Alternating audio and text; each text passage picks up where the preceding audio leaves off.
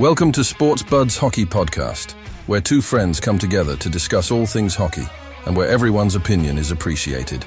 Please welcome your hosts, Merrick Zemp and Collin Simpson.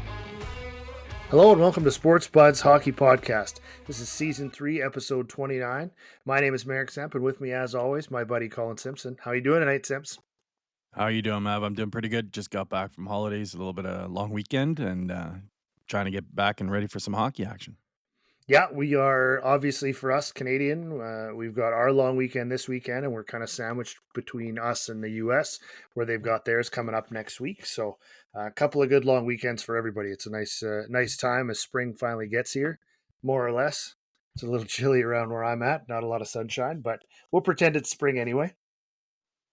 Yeah, we kind of got a bit rained out during the camping trip, but I was able to at least bring my iPad and catch some of the games, so I didn't miss out on anything crazy, but it was a good time with some family, and now I'm ready to get back into the swing of things.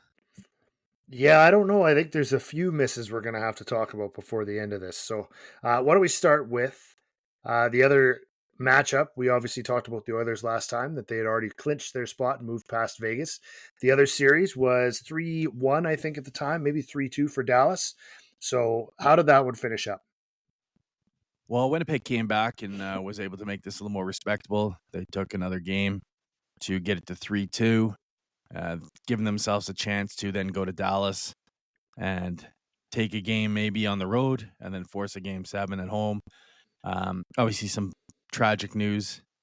Our condolences to the Scheifele family on the passing of his father. So that obviously put a bit of a damper on the excitement of that series for them.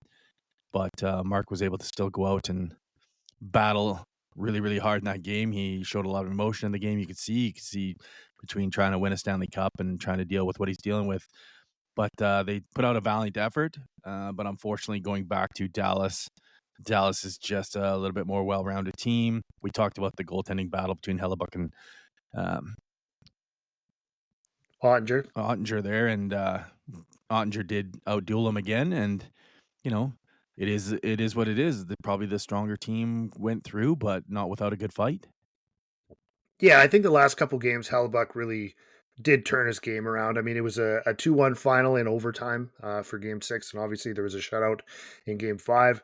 I thought that he stepped up and delivered and did a pretty good job. But like you said, I mean, I think Ottinger just made a couple saves. There was one about 6-7 minutes left in a 1-1 game that how he came across and stopped it is beyond me. And that you look at that was the series changer. Realistically, that save, that one goes in, it's 2-1 Jets, and we're probably heading back to Winnipeg, in which case they've been, pretty good at home, lights out pretty much at home. So that would be a real tough one for Dallas to go in there and win it. So he made a save that may very well have changed the course of that series. So that's what you need to get from him, and that's what they got, like you said, outdueling Hellebuck. Yep, for sure. Then I think we move over to the Washington-Carolina series, a series that I gave Washington obviously too much credit for. You did the opposite. You made it very clear that you didn't believe in the fact that they are truly the team that they kind of where they stood in the standings. That definitely proved to be true. Carolina seemed to walk over this pretty easily. I didn't even see the fight that I thought I'd see from Washington, to be honest, even though some games might have been a bit closer. But it just didn't feel like a team that was fighting for their life or fighting for a cup. I feel like Carolina didn't have to burn a lot of energy out of that, and they ended up taking it home pretty easily, 4-1. Yeah, back-to-back 4-1 series wins for them. You'd think, at this point, they're probably looking pretty good moving forward. So, good on them. We'll see what they've got. They've made it only to the third round here a couple times in the last decade or so, but they've always made the second round. I think this was 6 years in a row they've made the second round. So they always beat somebody in the first round and then lose. So it was a kind of a win, obviously, for them to get past that. And I thought they had a pretty good chance to walk through both of those teams. Now they've got quite the stern test coming up for the next one. Obviously, it was going to be the winner between Florida and Toronto. Yeah, in that series, we kind of knew it was going to be quite the barn burner. All eyes were on it. You're talking about one of the most famous teams in the NHL versus the reigning champion, right? And the team to beat. And, it started out, we can kind of recap how kind of the series went. It went 2-0 Toronto. Everything was looking smooth sailing. Goaltending was looking good. They did lose their starting goalie, but at the same time, they looked like they're firing on all cylinders. It looked like they had broken the curse. And then they realized they're playing the defending champs, a team built for the playoffs. They were up 3-1 in game 3 and 2-0 in the series at that point. Obviously, like you said, then they faltered in game 3, lost that, ended up losing both in Florida. Yeah, and then unfortunately, then went back to Toronto, and then the bottom fell out. They come home to Toronto thinking, okay, it's 2-2, not a big deal. You each held home ice advantage. This is still your year. You've got all these new players in. You've got better goaltending. You've got all these positives for Toronto at this point. Even though the Stars hadn't been playing well, the core four had not been producing. But then you're like, well, we're here now and we're tied with the champions when they haven't started to produce. All we need is those guys to step up, and this can completely swing our way. And then they come home and get embarrassed 6-1 on home ice. And that you're just like, well, that's crazy. Like, how did this happen? What Yeah. are your thoughts on that game? Well, I mean, it was one where you needed to have the heart and you had to put that forward, and it really looked like they didn't. It looked like they came out flat. They didn't care. They didn't do anything, and yeah, just absolutely got pummeled. And then even when you talk to all the Stars after the game, it's, oh well, don't worry about it. We'll just we got to go down to Florida and win now, and you know, not a lot of emotion, not a lot of real. I mean, there was some anger on the bench and some anger around, but for the most part, it was pretty flat. And yeah, just not. They just weren't in it. Then, kudos to the team though. After coming out of a game like that, where everybody's written them off, must have watched like 7 or 8 other podcasts that day, and it was just, what do we do next year, and blah blah blah. And you're like, dude, this series is not over yet. Like, you might be down 3-2, and you lost 3 straight, but last time I checked, you got to lose 4. And so they were able to go down to Florida and put together actually a really good defensive hockey game. The goaltending was really good as well, and I think they got a shutout in that game. 2-0. Matthews got a goal. Yeah, so you got your goal from your star, and you played good defensive hockey, and this is what you needed to do. That's all you needed to do, was to get a chance to take it to Game 7 and come back to a building that you're usually pretty good in. However, Now, as we say, out. it is Toronto Maple Leaf hockey, which is always a bit of a challenge to, I think, for people to be a fan of and to people to really get behind. The statement, "This is our year," is often imitated, never duplicated. But yeah, so they came in and had kind of an up and down first period where they were completely outplayed at the start, but kind of battled back and started getting into it. And then in the second period, matter of 6 minutes, they gave up 3 goals, looked completely out of place, had no drive, no rhythm, no anything. Like, they couldn't make anything happen at all. And then got into the third, got a goal back right away. Okay, maybe they got a chance. 40 seconds later, Florida scores again to make it 4-1. They added a couple more to just put the boots to them with another 6-1 win. Yeah, and definitely in this one, goaltending was a problem in my opinion. Some of the goals that went in, I think Woll didn't have a great game, but the fact is, you can't lay this on him. The one word I would give Toronto in both Game 5 and Game 7 is lifeless. I just didn't see anything from them anywhere. They just weren't battling. Every 50-50 puck was Florida. Every time a puck could go in deep, Florida got to get there first. You're like, why are the defenders not working hard to just get back to get that chip around the backboards and get moving up the other way? No, as a Florida guy getting on every puck or pinning the guy, or there just was no way for Toronto to build any momentum. They completely stymied them. But I just don't think the effort was there. And then it's weird because then you see after the games, these guys,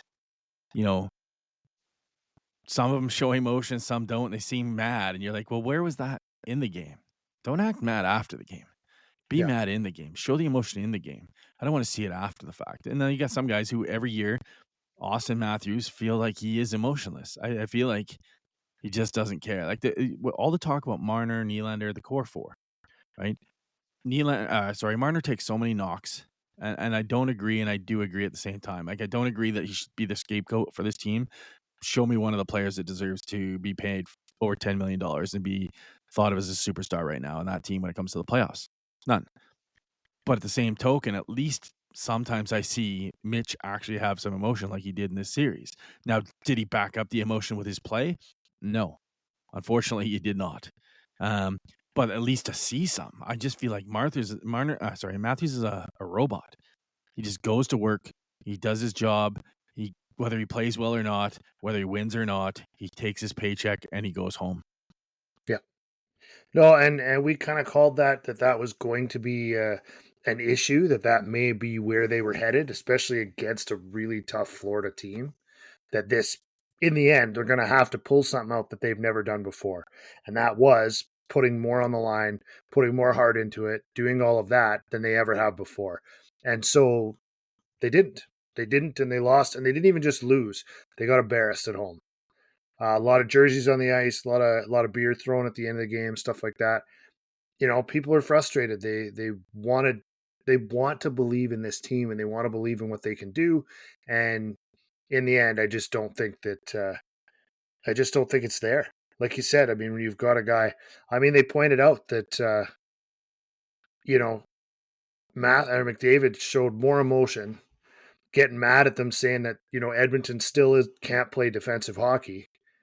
Then after a series win, he was getting more mad at reporters for still talking about how they don't play defense than the guys were after getting embarrassed at home in Game 5. Like, how is that even possible? Why? Because that's a guy who cares about his team and cares about what's going on more than anybody on Toronto. Yeah, and it's too much of this every year. Like, it's back and forth. Plan the parade, plan the rebuild. Right? I feel like that's the motto of the Toronto Maple Leafs. And it's week to week. And that consistency is not going to cut it. A team like Florida is consistent throughout the whole year. You just feel like they're a playoff team. Now, it could go either way. Don't get me wrong. I saw a lot of stuff today about, all the Leafs are still close. They lost in Game 7 of Round 2 against the Stanley Cup champions. Yeah, if you just look at it that way, I agree. If you're just to step back and say, okay, it was Round 2, it was Game 7, and it was possibly, last year's Stanley Cup champion and a favorite for this year's Stanley Cup. So if you're to look at it only that way, but then if you actually break down the games and go, 2 of the 7 games were absolute laughable.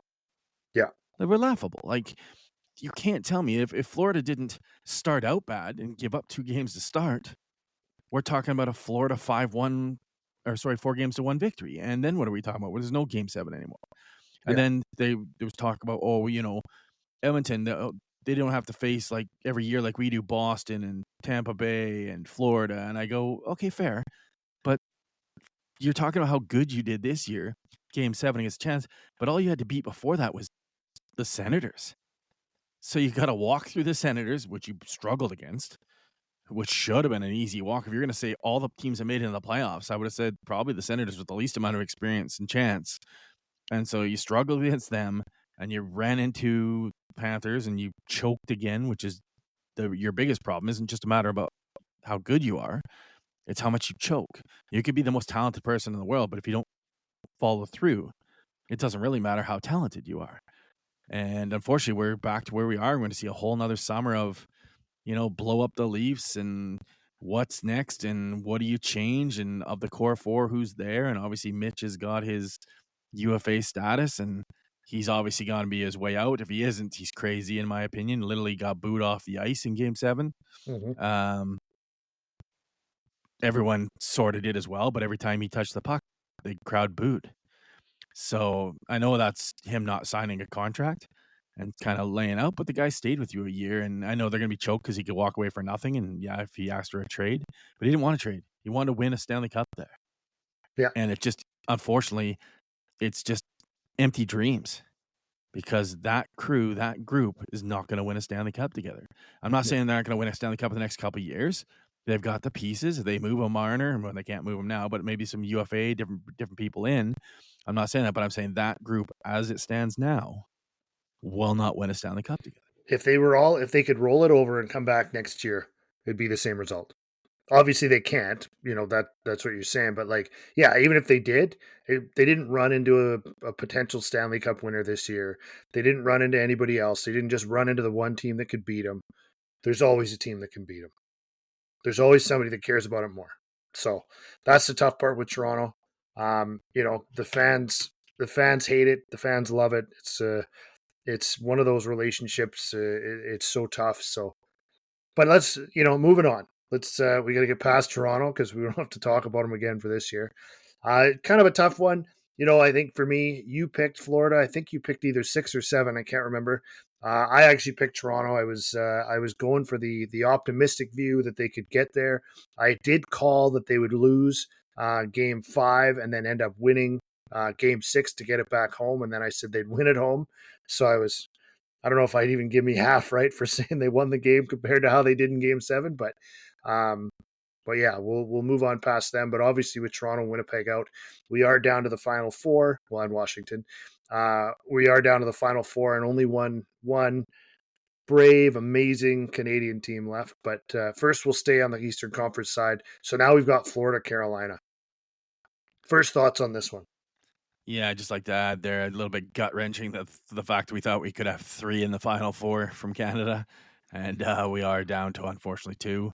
Yeah, my teams I picked 1, but bittersweet, I guess, in the sense I'd rather be wrong on the podcast and watching more Canadian content. But yeah, so now we, like you said, Florida, Carolina. Think they're a good matchup, to be honest. I think both play a lot of similar hockey. Maybe Florida, obviously, a bit heavier hockey. Yeah. They've obviously got the experience. They went back-to-back finals, including winning one. So they've got that advantage. But I think Carolina has the advantage of the less pressure. They can roll 4 lines as well. They're rolling really well. And then for me, one of the biggest surprises of the entire playoffs is the ageless Freddie Anderson in net. Yeah. That's not the guy I was expecting to be standing on his head years later out of Toronto and with all the profile up there. And I kind of thought his career ended when he left there. And, he's killing it this playoffs. And so we all know when a goalie's on a roll, don't matter who you face sometimes, that's enough to win. And Bobrovsky's been hit and miss. So this could be a much closer series than we think. Yeah, I mean, I think you're right. I definitely think Florida plays a heavier game than Carolina does, but they've got a lot of skill and a lot of balance. I know Svechnikov is lighting it up for Carolina, but you got a lot of guys scoring right now for Florida. Now, is that because they did some high flying games against Tampa, and then now obviously with Toronto they had some big scores? So are we seeing kind of inflated numbers for guys? But you are seeing the second and third liners getting some goals, stuff like that for Florida. So we'll see kind of how that goes. And like the other part with defense wise, I like Carolina's defense, but Florida's got a pretty solid squad. Like they got some really good players there on the back end. So I think that's going to pose some problems. And like you said, the heavy part, your Aho, Svechnikov, even like Stankov, and those guys are smaller, more skilled players. I think that's going to be a bit of a challenge for him, is getting through some of those Florida guys. So what's your first call on this? What are you going to pick for a winner, and how many games? I'm going to go off the board here on this one, and I'm actually going to I'm going to feel like it's really hard to go triple back in the finals. You're looking at a team like Florida who's played a lot of hockey going back to last year's Cup. They've just played another Game 7 now. They are solid. There's no doubt about it. But at some point, it does catch up. They're not the youngest team either. And I just think all the pressure's on them right now. I think Carolina's had 2 really, really easy series. I think, they've only played 10 games of hockey so far. I think that a lot of the guys, like you said, some of the guys, their star players, are actually scoring and they're not going to be stymied. And so it comes down to Freddie Anderson. If Freddie Anderson can play the way he's played so far, I'm gonna go with a 4-2 Carolina. Wow. See, I'm going to go the opposite. I think Florida is going to get through one more round, and I think the heaviness is they're just going to wear them down. There'll be 3-2 games. They'll be doing that kind of thing, but it'll be just heavy, solid play. And so I'm going to go with Florida in 6. So we'll pick the opposites there and see what happens. I think it's going to be a heck of a final this year. So, and somewhat not to give a spoiler alert, but I think somewhat repetitive is what I'm going to say. That's all I'm going to say. So then why don't we go over to the other side? We've got you got Carolina in 6, I got Florida in 6. So now we go over to the Western Conference. So obviously we already talked about Edmonton making it through, and now Dallas has made it through. So we've got a repeat of last year's. I mean, geez, the Oilers just don't get a break as far as getting new opponents, do they? No, year in and year out, it seems to be the same teams. Obviously, minus Carolina, you're going to see the same Final Four at this point. Um, Obviously, Dallas and Edmonton have had good series in the past. I think both are kind of in their prime in the sense of as strong as they've been in many years. Both teams. I think this is one that it could either team could get hot or cold, and it could be a quick one. But this just feels like it's meant to be a 7-game series to me. I just think you're going to see a lot of holding home ice, I believe, and I think you're going to see 7 games, and I think rightfully for the fans, that would be the best thing in the world. I don't ever believe that the finals are almost ever the same two teams. I can't even think of the last time it was two teams in the final, so I think it's very unlikely. So because I have Carolina, I feel pretty confident in being able to take Edmonton in 7. Obviously, I have an idea which way you're going with it, but I think you're going to be in trouble if you get both right. Well, you know what? I got to go. I got to go with this, and I got to say that, yeah, I can see a valid point that this will be a solid, long series, and I think it'll be fun to watch. Obviously, as an Edmonton fan, knowing that even if they do get to 7, that they've lost 3 is always a bit of a challenge. They don't have home ice in this one, so they're going to have to win a game away. But they really haven't had a lot of issues with that in the last bit here. So I think that I think Edmonton's going to keep pushing the way they have. I think they're going to get Ekholm back somewhere in this series, and I think that's going to help secure even more what they've got. And I think the biggest thing is just to keep rolling those lines. So I think Edmonton's going to push forward, even with what they can do with Dallas. I think last year there was a few goals that helped get them by Dallas. You know, there was a couple, a Janmark goal, a Brown goal. There was a couple of those that really kind of were the difference makers, and a couple of 2-1 turned into 3-1 with an empty netter type games. But I think this year you're going to find that I think that balance is going to be there all the time. And as McDavid and now Draisaitl with a week off to kind of heal up, I think he was fighting something a little bit. I think you're going to see those guys are going to start to really get hot, and I think the balance is still going to be there on the off lines when they're not out there, and I think you're going to see the power play pick up as well. So I think Edmonton's going to do it in 6. Yeah, there's no doubt. I think it could happen either way. Obviously, I think this will be a true test for them, though. I think Dallas is more like a Florida team. They're a bit bigger, heavier. They do play a little bit tougher game like that. They're going to finally hit probably the best goaltender they've had to face so far. So Yeah. there's quite a bit of differences in this series from what they've had to deal with, but they are at least hitting their stride. So it's the right time to hit Dallas. I think if they maybe hit Dallas in the beginning, in the first round, I think they might have found themselves in a bit of trouble. Being a Mm-hmm. slow starters like that, you wouldn't have wanted to play at Dallas because Dallas isn't LA, and you don't come back into a series as easily against Dallas. They'll close you out, as well as Winnipeg learned. Yeah. It's not that easy to come back against them. You might squeeze a game here, but they're just too good. So I think you got to come out running for sure. I think it's really important to take 1 or 2 in Dallas. Mm-hmm. As you said, you have to take 1, and I think that's probably where the most important game to take is going to be taking 1 of those 2. I don't think they can afford to drop both in Dallas, as good as Edmonton is at home. I Yeah. think that's too risky a game against a team too experienced. Yeah. So I think it's going to be a great series. I'm really looking forward to it. What night does it kick off? Kicks Tomorrow? off on Wednesday. Right? Oh yeah, I'm going to Wednesday. be I'm going to be in Texas this week, so I may, if all works out well, I'm going to try to get to game 2. So we'll see how that works. But it's going to be exciting either way.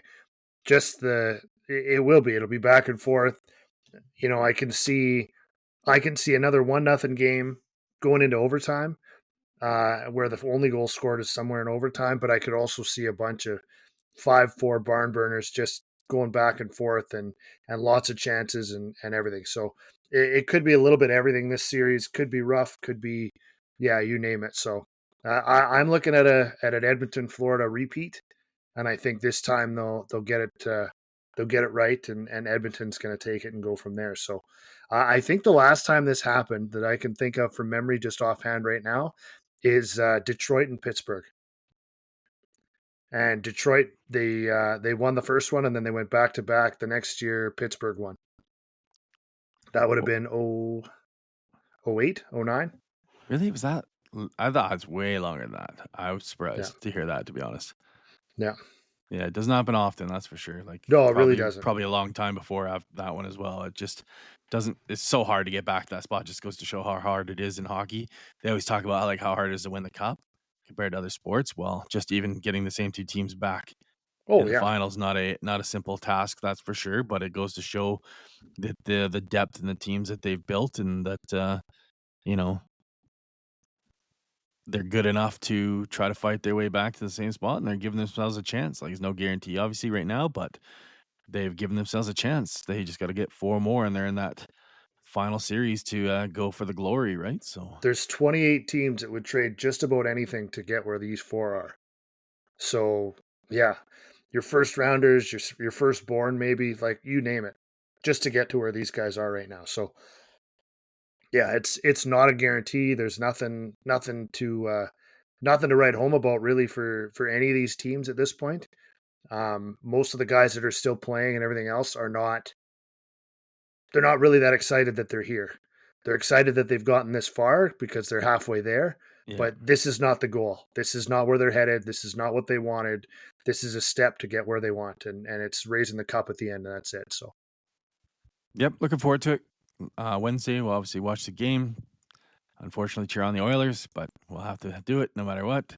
Only Canadian team left after this, so I have absolutely no choice. I can't even jump on a different bandwagon. You are feeling it. The number of Leafs fans that woke up, yesterday or this morning, I guess, woke up this morning in Oilers jerseys must have been outstanding.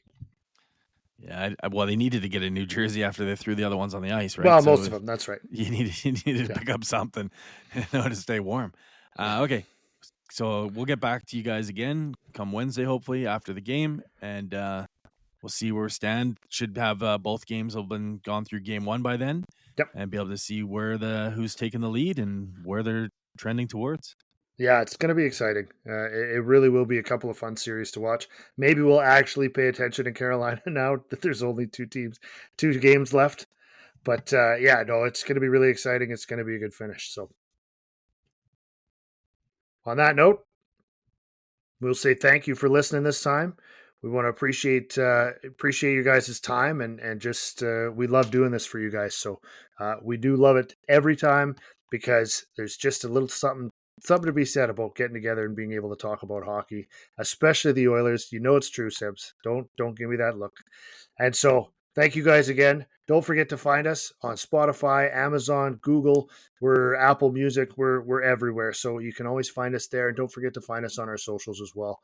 So that's on Instagram, on Facebook, all of those things. You can find us there as well as YouTube as well. So make sure you find us, subscribe, let us know you're there. Don't forget to leave a comment.